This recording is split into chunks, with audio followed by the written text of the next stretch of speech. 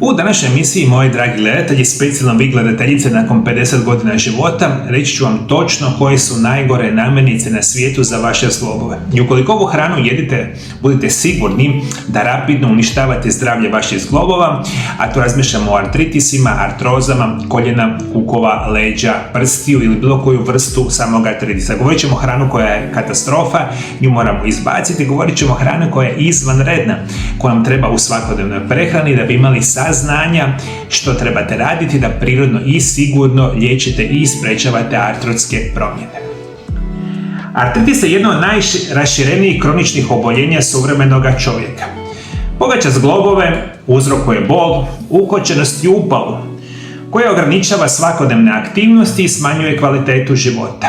Postoji više od 100 vrsta artritisa, no najčešće su osteoartritis i reumatoidni artritis. U oba slučaja upalni procesi u tijelu igraju ključnu ulogu u razaranju hrskavice i smanjenju pokretljivosti.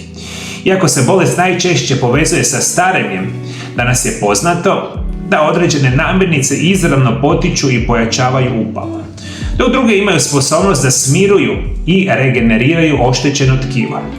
Prehrana je stoga temeljni dio prirodnog liječenja artritisa. I u ovoj današnjoj emisiji ću vam reći sve što trebate znati da onda se znate boriti protiv ove bolesti. Ali šta mislite, koja je prva katastrofalna namirnica, o njoj sam puno puta pričao, za kompletno naše zdravlje, specijalno uništava vašu hrskavicu, uzrokuje bol, ukočenost otekline. I kada ovo jedete, sigurno vaša artroza ide puno gore. Molim vas, vjerujte u to. Prva stvar će biti naravno rafinirani prerađeni šećer, koji se nalazi u svemu, a mi njega masovno jedemo kao da je, zelena salata svaki dan. U svim mogućim namirnicama, što više u svoje tijelo ubacujete rafinirani prerađeni šećer, vaša situacija će biti rapidno gora. Rafinirani šećer spada među najveće neprijatelje zglobova. Njegova konzumacija dovodi do naglog porasta glukoze u krvi, što potiče stvaranje citokina, upalnih molekula koje pogoršavaju stanje kod artritisa. Prekomjerni unos šećera povećava i oksidativni stres, što dodatno oštećuje stanice, hrskavice i krvne žile koje ih opskrbljuju hranjivim tvarima. Šećer također narušava rad crijevne mikroflore, a znamo da zdrava crijeva znači smiren imunološki sustav. Kada je crijevna barijera oštećena, toksini lako ulaze u krvotok i stvaraju autoimune reakcije, što recimo je abnormalno bitno kod osoba koji imaju reumatoidni artritis. Svi koji imate artritis, šećer izbacite 100%. I to će biti jako dobro za vaše zdravlje. Zato što mi svi, moji dragi gledatelji, radimo i kako mi super pogrešno liječimo artritis i kako jedemo jako loše namirnice. Ajde budemo iskreni, što mi dobivamo jedući dnevno sladoled, čokoladu, nutelu, pekmeze, kolače, torte, šta mi realno dobivamo? Znate šta dobivate, moji dragi gledatelji? Ovu moju rečenicu jako dobro zapamtite. Mi za kratkoročni užitak, dakle ja sam pojeo komad torte, ja se osjećam minutu bolje jer je šećer skočio u krvi, mi žrtvujemo svoje trajno zdravlje kasnije u budućnosti. Još jednom napominjem, za kratkoročni užitak jedenja tih otrova mi dugoročno rapidno uništavamo vaše zdravlje. I budite sigurni da je to tako. I zašto bi onda mi na kraju krajeva i uzeli to kratkoročno uživanje u tim otrovne hranama i koje ću vam sada reći, kada znamo sigurno da će nam rapidno pogoršati zdravlje kasnije u životu. To ne mora biti za godinu, 2 dana, ali će biti za 5-10 godina. Nebitno, nekom će možda biti za mjesec, 2. Shvaćate me, ovo je specijalno bitno na vi nakon 50. godine života, vi stvarno to ne bi trebali uopće jesti. Druga stvar koja uništava vaše zglobove biti će rafinirana biljna ulja i transmasti. I rafinirana biljna ulja poput suncokretovog, kukuruznog i sojinog, te margarini sadrže velike količine omega-6 masnih kiselina. Iako su omega-6 u malim količinama potrebne, njihov višak u odnosu na omega-3 potiču kroničnu upalu. Transmasti koje se često nalaze u industrijskim pecivima, keksima i prženim jelima posebno su opasne jer oštećuju stanične membrane i ometaju prirodne procese regeneracije. Sva ona otrovna katastrofalna ulja, najjeftinija ulja, to se sve stavlja u ove namirnice što jedemo. I to se najčešće kombiniraju šećeri, te nezdrave masnoće su najjeftiniji i super su jednostavne za proizvodnju i kasnije vi na njima možete zaraditi najviše moguće novaca, jel tako? Cijela industrija prehrane, namirnica je u cilju da vama napravi najjeftiniji mogući proizvod na kojima će se najviše zaraditi, nebitno što rapidno uništava naše zdravlje. Mislim, to je čak jako i napravljeno i ciljano i o tome morate voditi računa. Ali prije nego što nastaje, moji dragi gledatelji, od nedavno u mojoj ordinaciji imamo mogućnosti uz pomoć modernih tehnologija prevesti bilo koju medicinsku dokumentaciju i upite za liječenje i konzultacije u našoj praksi. Zato svi vi koji ste bolesni, preporučujem vam, kontaktirajte moju ordinaciju Mario Lab Centar iz Zagreba u Hrvatskoj. Na brojeve telefona plus 385 98 91 79 200. Pišite nam i šaljite nam slike putem Vibera, Whatsappa ili e-maila. Najjednostavnije da imate vašu dokumentaciju, rekao sam bilo koji jezik svijeta, uslikajte mobitelom i to nam pustite putem recimo Vibera ili Whatsappa. Ja ću osobno pogledati svu vašu medicinsku dokumentaciju i saslušat ću vaše informacije o vašim bolestima. Znači ja prema vašim bolestima napraviti specijalan program prirodnog liječenja, zdravih životnih navika i ciljanih prirodnih lijekova koji će biti vezano da se vi prvi puta u životu liječite uzrok bolesti i da počnete zapravo živjeti život kao što ste trebali na prirodan i siguran način. I ako imate artritise, artroze ili bilo koju drugu kroničnu bolest, tu sam da vam pomognem iz bilo koje kraja svijeta, slobodno mi pišite. Treća stvar koja je katastrofalna za zglobove, naravno moji dragi gledatelji, to će biti bijelo brašno i proizvodi od rafiniranih žitarica, to su tihi izazivači upale. Bijelo brašno i proizvodi od rafiniranih žitarica poput bijelog kruha, peciva, bijele tjestenine i kolača često se smatraju sigurnim dijelom prehrane, no kod osoba koji pate od artritisa predstavljaju značajan problem. Razlog leži u njihovom glikemijskom indeksu i minimalnoj nutritivnoj vrijednosti. Konzumacija bijelog brašna uzrokuje brzi porast šećera u krvi, što tijelo kompenzira povećanom proizvodnjom inzulina, a ovaj ciklus ponovljen često tijekom dana stvara kroničnu upalu u tijelu. A upala nije ograničena samo na probavni sustav, ona se prenosi na zglobove, hrskavicu i okolna tkiva, što dovodi do pogoršavanja bolova i ukočenosti. Dodatno gluten, prisutan u pšenici, raži, ječmu, kod mnogih osoba može izazvati imunološku reakciju. Kod osjetljivih osoba tijelo prepoznaje gluten kao stranu tvar i aktivira upalni odgovor, što dugoročno doprinosi degeneraciju zglobne hrskavice i uništavanju vaših zglobova. Samo dalje nastavite jesti i šećer i bijelo brašno, dakle to su ono sve kolači, peciva, kroasane, mafini, pice, hamburgere, samo jedemo tu visoko prerađenu hranu. Šta vi imate u bijelom brašnu? Ajde, nek mi neko objasni, ajde li ispod video zapisa, koliko nutritivne sastav ima jedan hamburger, jedna pizza? Jel znate šta vi jedete sa time? Hrpa minerala, vitamina ili možda nula minerala, vitamina, vlakana i esencijalnih masnih kiselina, a puno više štetnih kemikalija u vaše tijelo. Aj šta mislite? Što mislite koliko vi imate, nutritivnih sastojaka kvalitetnim u jednom bijelom kruhu, bijelom pecivu, burek, ćevapi? Što mislite koliko vi unutra imate minerala, vitamina, nutrijenata? I zašto onda vi u svoje tijelo unosite ciljano? Jer je u vama izaziva teški osjećaj ovisnosti. I vi što više jedete tu hranu, vi ste više ovisni o toj hrani. Ali dobra vijest je, moji dragi gledatelji, da se vi od toga možete maknuti. Samo trebate izbaciti to iz prehrane i početi jesti zdrave namirnice. I tu kad idete duži vremenski period, situacija će se poboljšati i vi ćete početi uživati u zdravoj hrani, ne u lošoj hrani. Ko je pametan, to će napraviti, ko, ajmo reći, drugačije razmišlja, onda vjerujte da rapidno pogoršavate vaše zdravlje. Evo još jedan otrov koji uništava vaše zglobove, ako vi savršeno svakodnevno jedete i ne možete bez toga živjeti. To će biti prerađeno meso. Prerađeno meso poput kobasica, šunki, hrenovke i salama. Obiluju nitratima, konzervansima i zasićenim mastima, koji povećavaju upalne procese u tijelu. Nitrati i nitriti, iako koriste se za očuvanje boje i produženje roka trajanja, mogu u organizmu stvarati slobodne radikale, spojeve koji oštećuju stanice, membrane i tkiva zglobova. Još jedan problem predstavlja termički obrađena mesa na visokim temperaturama, kao što je prženje, roštiljanje i pečenje, koji stvaraju AGE spojeve. AGE spojevi su oksidativni stres, ubrzavaju starenje kolagena i hrskavice, te usporavaju regeneraciju zglobova. Kod artritisa redovita konzumacija prerađenog mesa može značajno pogoršati simptome ovoga tipa, što je sasvim jasno. Ja vama u životu nikada nisam branio da vi jedete meso, ali ono mora biti organsko meso. A koje su šanse da vi pojedete čisto organsko meso, govedinu, svinjetinu, ne znam, čak i puretinu, piletinu sa životinjama koje su jeli samo travu i zdrave nutrijente? Naravno, to je praktično šansa nula. A šta mi ubacujemo sve te silne kobasice, šunke, slanine, hrenovke? Šta mislite? Ajde, ako vi znate koliki je nutritivan sastava, koliko minerala, vitamina ima u jednoj šunki, hrenovkama, ne znam, pljeskavicama ili prženom roštiljenom mesu, ajde pišite dolje ispod video zapisa. Koliko minerala, vitamina, vlakana imate o tome? Ajde, molim vas, pišite, pa ćemo onda vidjeti. Isto tako, jedan od razloga koji će potpunosti uništiti vašu hrskavicu i zglobove, bit će, moji dragi, sigurno alkohol. Što više alkohola pijete, to je apsolutno nepotrebno govoriti. Što više alkohola, čisti toksin, uništava sve u tijelu, a ako imate artritise, samo se naljevajte alkoholom i onda će situacija biti još rapidno gora. Još par informacija. Isto tako, mlijeko i mliječni proizvodi. Mnogi ljudi sa artritisom primjećuju da se njihovi simptomi pogoršavaju nakon konzumacije mlijeka i sira.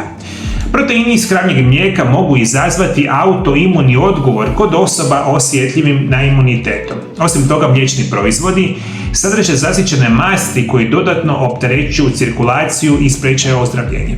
I opet govorim, nitko nema problema, tko god ima organsko mlijeko, organski sim, slobodno ga jedite, to je izvanredno. Ali koje su šanse da mi to jedemo? A što mislite u ovim prerađevinama u dućanima što kupujemo meso, jogurti, mlijeko, jogurti, sirevi, stotine vrsta, sirni namazi, koliko vi tu unutra imate organskih nutrijenata, minerala i vitamina, a koliko vi zapravo unutra imate konzervanasa, umjetnih bojila. Specijalno ovo je opasno kod ovih proizvoda što dolaze od kravljeg mlijeka, jer ovo kravlje mlijeko i najčešće te krave se za vrijeme svoje, ajmo tako reći, proizvodnje mlijeka štrcaju sa abnormalnom količinom hormona i antibiotika. I onda mi to sve jedemo, i mi to jedemo godinama, djeca jedu od par mjeseci, i šta mi dobivamo? Dobivamo tešku količinu velikog broja bolesti. Sve bolesti su u rapidnom porastu zadnjih 25 godina, u suštini će biti uvijek vezano prije svega za lošu prehranu 5-10 godina. I znate što mi je još bitno za reći? Vi vidite artritis ili bilo koja bolest, ona kontinuirano nastaje duži vremenski period. To je dobra i loša vijest. Loša vijest je da vi kontinuirano uz prehranu u vaše tijelo unosite minimalne količine kronične upale. Dakle, ja pojedem picu, pojedem hamburger, popijem čašu lako lošega mlijeka, meni se odmah u tijelu aktivira jedna niska, mala razina upale, koja mene u tom trenutku značajno ne opterećuje moje tijelo, ali ona je mala tu. I malo pomalo svaki mjesec, svaku godinu, ta kronična tiha upala sve više aktivira probleme sa našim zglobovima. I vi nećete dobiti reumatoidni artritis ili artrozu koljena kuka u godinu dana. Vi ćete najčešće to vući 5, 10, 15 godina prije. I da ste u tom vremenskom periodu znali što je zdrav način života, zdrave životne navike, vi nikada u životu ne bi dobili artrozu koljena kuka ili leđa. A ne danas stotine postotaka više osoba upravo oboljevaju od toga. Jer mi svi volimo jesti ove otrove jer su oni nama fini, prekrasni za konzumiranje. A nitko ne bi postio svakodnevno od hrane, jeo 1 do 2 obroka dnevno, to niko ne bi radio, niko ne bi jeo zdrave namirnice. I sad sad će mi pisati veliki broj osoba, a usput obrisat ćemo te komentare pa da se ne morate ni truditi pisati. Biti će: Mario, mi to jedemo, kako bi rekao, to je sve nešto što mi jedemo svaki dan, ti pričaš gluposti, to nije istina, mi ćemo jest to, jer ja poznajem svog susjeda koji je pušio, koji je pio, koji je jeo šta god je htio, 50-70 godina i dočekao je 80 godina živ, zdrav, prekrasan. Možeš misliš što je to istina. I vi ako znate tu jednu osobu, ja vam kažem da tu jednu dolazi 1000 osoba koji imaju katastrofalno pogoršavanje zdravlja i umrli su puno prije, jedući ovakvu vrstu hrane i kasnije zaljevajući sve sa kemijskim lijekovima. I nemojte se, kako bi vam rekao, nemojte se kladiti da sa lošim životnim navikama, lošom prehranom, da ćete biti zdravi. Tko je slučajno zdrava, to praktično ne postoji osoba, to je fenomen. Daleko veće su šanse da ćete rapidno oboljevati. Tako i govorimo i o mlijeku i ostalim stvarima. Tko hoće, neka sluša. Što je treba jesti kada imate artrotske promjene? Prije svega trebate jesti hranu koja služi liječenju i obnovi zglobova, koja je osoba sa artritisom. Hrana može biti naš lijek ili naš otrov, ovisno o tome što svakodnevno stavljamo na tanjur. Slobovi su osjetljivi na upalne procese, aktivan stres i manjak hranjivih tvari. Zato ću vam prije svega preporučiti da jedete protuupalnu i prirodnu hranu. Prije svega, najveće koristi ćete imati od redovitog prakticiranja 3 režima prehrane i to ću vam preporučiti. Ketogena dijeta i isprekidani post o kojima sam napisao knjigu. Svi vi koji želite naučiti kako se prakticira isprekidani post, imate dole ispod video zapisa link. Ketogena dijeta, isprekidani post i mediteranska dijeta. To su 3 dijete koje su izvanredne za naše zdravlje i izvanredne su za naše zglobove. Krećemo od te perspektive. Želimo pravilno jesti i izabrati neku od ovih dijeta, ali možemo ih kombinirati tokom godine kako hoćemo. Naše zdravlje će biti puno bolje. Dakle, krećemo sa razmišljanjem o dijetama. Dalje što želimo reći. Posebno jedite hranu koja je bogata omega-3 masnim kiselinama, jer prirodno smanjuju razinu upalnih citokina u tijelu. Posebno maslinovo ulje, specijalno ekstra djevičansko maslinovo ulje, je prirodni protuupalni lijek. Specijalno jedite biljke i začine koje regeneriraju i štite hrskavicu, kao što su kurkuma, džumbir, celer, bosiljak, ananas, češnjak, koji su izvanredni za naše zdravlje. Jedite jako pune hrane koje su bogati specijalno vitaminom C, vitaminom D, vitaminom K2, magnezijem, kalcijem te cinkom i manganom, koji su izvanredne hrana koja je bogata. Dakle, ono sve što trebate znati, dakle, sad sam rekao minerale i vitamine koje vama trebaju, nađite negdje na internetu popis namirnica koji su visoki u vitaminu C, vitaminu D, manganu, cinku i svim ostalim namirnicama, imate sve što vi trebate jesti. Super jednostavno, samo je problem što je to u najvećem broju slučajeva povrće, voće, cikla, špinat, recimo savršeno za vaše zdravlje, vaše zglobova će biti tamno, lisnato, zeleno povrće. Zelena salata, kelj, kupus, sve ono što znate da je zeleno, lisnato je izvanredno za vaše zdravlje. Drugi puta kad budete pojeli picu i hamburger, razmislite da pojedete zdjelu zelene salate sa maslinovim uljem. I šta mislite koliko vi uzdjeli zelene salate, recimo sa maslinovim uljem, sa malo recimo morske soli i sa recimo malo limuna ili jabučnog octa, koliko ona ima minerala, vitamina, nutrijenata, a koliko ima ćevapi. Šta mislite? I zašto onda za kratkoročno svoje olakšavanje, zapravo za kratkoročno osjećaj ugode riskirate rapidno pogoršavanje vašeg zdravlja? Znate šta mi još super za zglobove? Biti će šumsko voće, bobičasto voće, kupine, maline, jagode, borovnice i slične vrste. Jedite ih svaki dan koliko vam stane dan u jedine šake. Može biti smrznuto, može biti svježe, jedite ih. Ali je to fuj, jel tako? Bože moj, kad imate, zamislite, jedan krasno pecivo sa hrenovkom, a trebaš, kako bi rekao, a imaš drugu opciju pojesti jabuku, naranđu ili, ne znam, kupine. Pametno me dosta. I moji dragi gledatelji, možemo reći da je hidratacija temelj zdravih zglobova.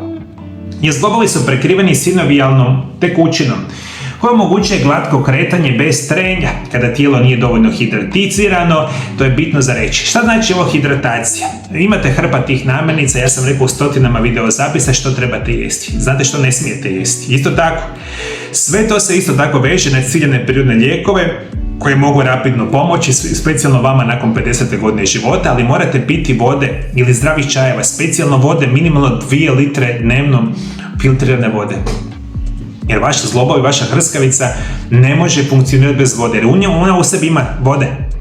I veliki broj starijih osoba, mi danas znamo, su kronično dehidrirani, jer ne pijete vodu koliko bi trebali. Popijete 1 šalicu vode dnevno i onda vaši zglobovi se suše, doslovno. Treba vam voda i znate šta mi još treba, moji dragi gledatelji? Kretanje.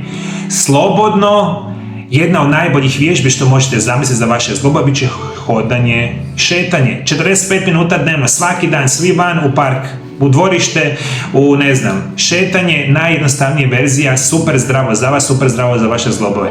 Zašto mi 95% dnevnog vremena provedemo sjedeći i ležeći? Ajde malo razmislite, imate 24 sata u jednom danu. Koliko ste ležali, koliko ste sjedili u 24 sata?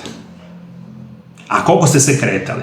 I kad dođete do toga, onda se skroz u zatvorenim prostorima samo ležimo i gledamo televiziju, gluposti po cijele dane. Ili kad smo na radnom mjestu, onda sjedimo ili stojimo na radnom mjestu cijeli dan u zatvorenim prostorima. Zato onda kad već prođe radno vrijeme i ste doma, ajmo ljudi malo šetat, kretat se. Jer vi kada se ne krećete, vaši zglobovi sve rapidnije pogoršavaju. I opet je ovo specijalno bitno za sva žene nakon 50. godine, jer svi ste u velikom problemu kada ste poslije menopauze, estrogen, progesteron pada i rapidno pogoršava zdravlje vaših zglobova. I onda još kad jedete lošu hranu i onda lijepo sve liječite sa kemijskim lijekovima, lijepo dobivate injekcije i onda vas na kraju svi lijepo operiraju i super ste bolesni 30-40 godina dok ne umrete. A zašto bi to radili za Boga miloga? Moji dragi gledatelji, za kraj emisije želim vam čitati jedan krasan dio iz Biblije i danas ćemo čitati Evanđelje po Marku 2.18. U Bibliji piše pitanje o postu. Ivanovi su učenici i farizeji postili, a netko dođe pa rekne Isusu: zašto učenici Ivanovi i učenici farizeja poste, a tvoji ne poste? Isus im odgovori: mogu li svatovi postiti dok je s njima zaručnik? Dok imaju sa sobom zaručnika ne mogu postiti. Ali doći će vrijeme kada će im ugrabiti zaručnika, tada će oni u taj dan postiti. Nitko ne prišiva zakrpe od neuvaljanog sukna na staru haljinu, inače nova zakrpa razvuče staru haljinu, te rupa bude još veća. Nitko ne uljeva novo vino u stare mjehove, inače novo vino prodere mjehove, te propadne i vino i mjehovi.